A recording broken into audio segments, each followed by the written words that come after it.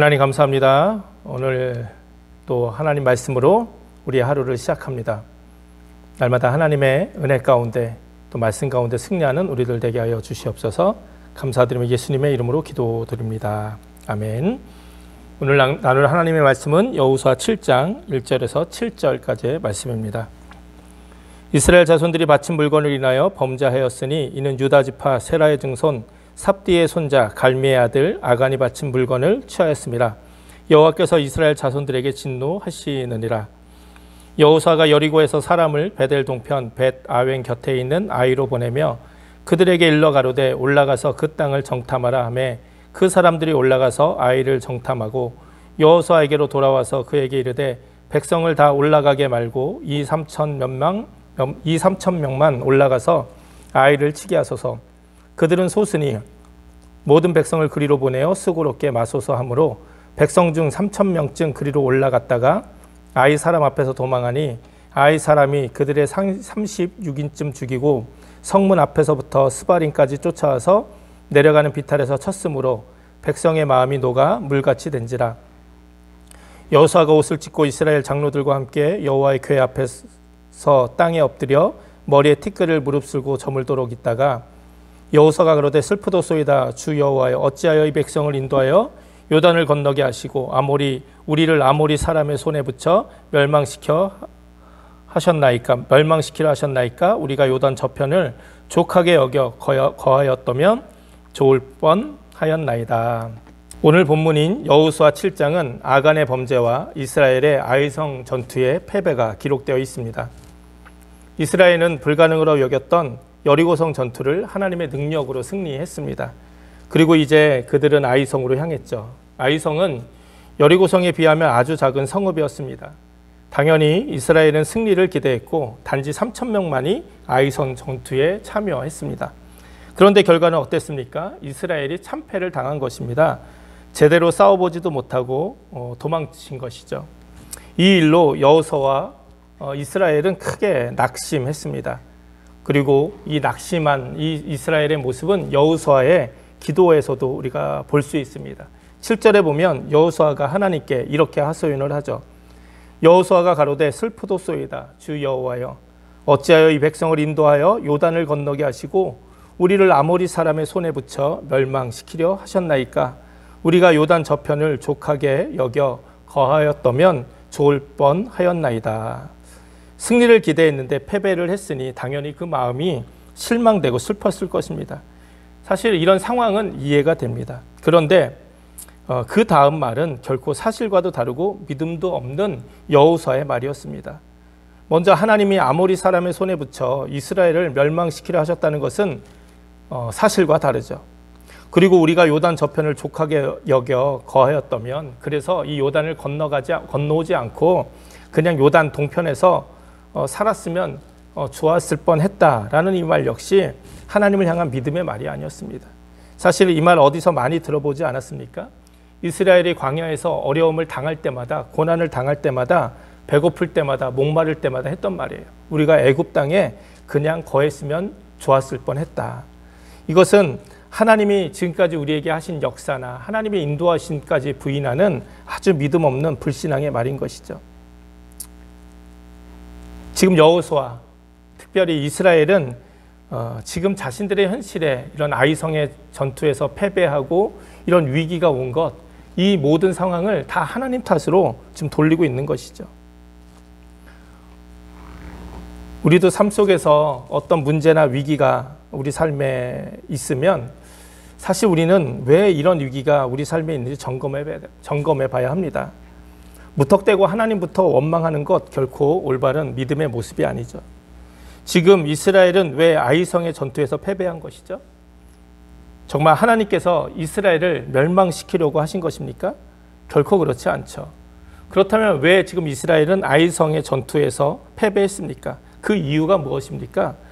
하나님께서는 바로 1절의 말씀, 분명한 그 이유를 말씀해 주셨어요. 그것이 무엇입니까? 이스라엘의 자손들이 바친 물건을 인하여 범죄하였다. 특히 아간이라는 인간은 하나님께 바친 물건을 취하였기 때문에 이런 이스라엘의 범죄 때문에 이 아이성의 전투에서 패배했다 하나님께서는 말씀해 주시는 거죠. 하나님은 여리고성 전투를 승리로 이끌어 주시면서 이스라엘에게 이렇게 분명하게 명령하셨습니다. 6장 18절이에요. 너희는 바칠 물건을 스스로 삼가라. 너희가 그것을 바친 후에 그 바친 어느 것이든지 취하면 이스라엘 진으로 받침이 되어 화를 당케 할까 두려워하노라. 이미 하나님께서 경고하신 것이죠.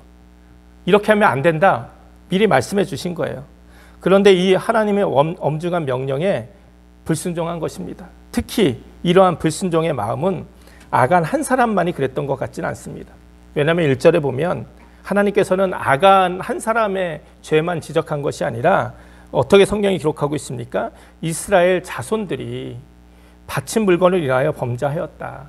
이거를 영어 성경으로 보면요, 이스라엘 백성들이 하나님 앞에서 바친 물건들에 대해서 아주 그냥 불성실하게 신실하지 못하게 행동했다 이렇게 표현하고 있습니다.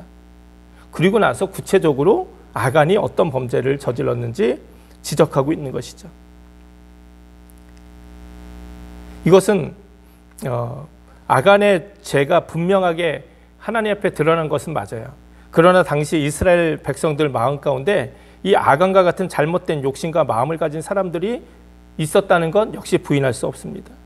결국 하나님께서는 왜 아간의 죄를 밝혀내시고, 이제 나중에 말씀을 읽어보면 제비 뽑아 아간을 죽이잖아요. 왜 하나님께서는 철저하게 아간의 죄를 이렇게 밝혀주신 거죠? 그것을 통해서 이 하나님이 아간의 죄를 구체적으로 밝혀내심으로 온 이스라엘에게 경고하신 거죠. 경고. 이 아간의 죄는 심각했습니다. 이스라엘의 승리의 분위기에 한마디로 찬물을 끼얹는 사건이었죠. 그러나 동시에 이 아간의 죄가 밝혀짐으로 아마 마음속으로 뜨끔뜨끔했던 사람이 많을 거예요. 왜? 자기도 그런 마음을 가지고 있었기 때문에. 자기도 별반 다르지 않기 때문에. 그래서 이 아간의 사건을 통해서 다시 한번 또 이스라엘이 겸손하게 자기 자신을 돌아보고 회개케 하는 사건이기도 했습니다. 오늘 본문의 아간의 이 말씀은 사도행전 5장의 아나니아와 삽비라의 사건을 함께 떠오르게 만듭니다. 아나니아와 삽비라 역시 초대교회 부흥의 분위기에 찬물을 부어버리는 행동을 했기 때문이죠. 사도들을 속이고 성령을 속이고 거짓말을 했죠. 자신의 재산을 모두 팔아서 반만 갖고 오면서 내가 모든 것을 팔아 하나님께 드린다 거짓말했습니다. 결국 이렇게 성령을 속이는 이 아나니아와 삽비라의 행동은 초대교회 부흥에 아주 큰 위기를 갖게 오게 만드는 거였어요. 그래서 결국 아나니아와 삽비라 부부 역시 아간처럼 안타까운 죽음을 맞이했습니다. 그리고 이 사건으로 인해서 온 교회는 더욱더 하나님을 두려워하며 섬기게 되었고, 초대교회 부흥은 다시 새롭게 시작된 것이죠. 이스라엘 역시 마찬가지입니다. 아간의 범죄가 밝혀짐으로 이스라엘은 하나님 앞에서 신실하지 못했던 자신들의 행동들을 회개했던 것이죠. 그리고 나서 다시 아이성의 전투에 임했을 때 그들은 승리할 수 있었습니다. 우리는 아간의 범죄를 통해서 우리 자신 속에도 있는 잘못을 한번 되새겨 봐야 합니다. 나의 죄로 인해서 나 자신은 물론 내가 속해 있는 공동체, 즉 나의 가정과 교회에도 큰 어려움과 시험이 들 수 있다는 것 깨달아야 합니다. 그래서 더욱 온전히 내 삶을 돌아보고 나의 모습을 하나님 앞에서 겸손하게 드려야 합니다. 우리가 아침마다 우리 기도할 때 우리 미국 땅, 우리가 살고 있는 미국, 그리고 우리 교회, 가정, 그리고 한 걸음 더 나아가서 우리의 고국인 한국을 위해서 또 기도해야겠죠. 지금 한국 교회는 위기에 처해 있습니다. 처음 신천지가 코로나 바이러스의 진원지가 되었을 때는 그래도 신천지는 이단이라고, 우리와는 다르다고 스스로 변호는 할 수 있었어요.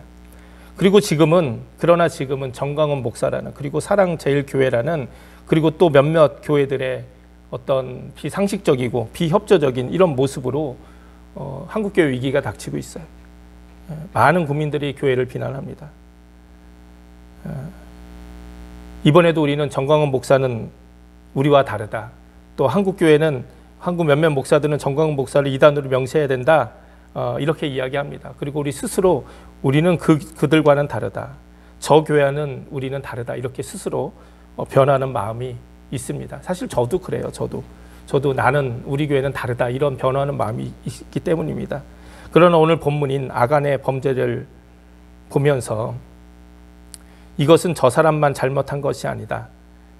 나는 괜찮다 여기고 넘어가면 정말 더 큰일 날 것 같아요. 아마 이스라엘 민족이 아간의 범죄를 보면서 나는 안 걸렸으니까 다행이다 이런 마음으로 넘어갔다면 이스라엘은 결국 새롭게 되지 못했을 거예요. 아간의 범죄를 통해서 온 이스라엘이 회개했기 때문에, 돌이켰기 때문에 아이성의 승리가 그들에게 있었던 것이죠. 마찬가지입니다. 이런 한국교회에 정말 좋지 않은 일들이 일어날 때마다 우리는 그들을 비난하기 이전에 물론 잘못된 것은 바로 잡아야죠. 동시에 우리 자신의 모습도 돌아봐야 된다는 거예요. 이단은 교회가 진 빚이다 이런 말이 있다고 해요. 그 말은 다른 것이 아니죠. 이단이 이단으로 막 이렇게 활성화될 수 있었던 것은 교회가 감당해야 될 많은 사명을 감당하지 못했기 때문에 많은 사람들이 미혹되어서 이단으로 넘어간다는 말이기도 합니다. 잘못된 사람들이, 잘못된 교회가 어떤 교회 망신시키고 욕먹이고 기독교를 어려움에 빠뜨릴 때 우리는 그들을 바로잡는 것과 동시에 우리 자신의 연약함도 봐야죠. 혹시 우리 안에는, 내 안에는, 우리 교회는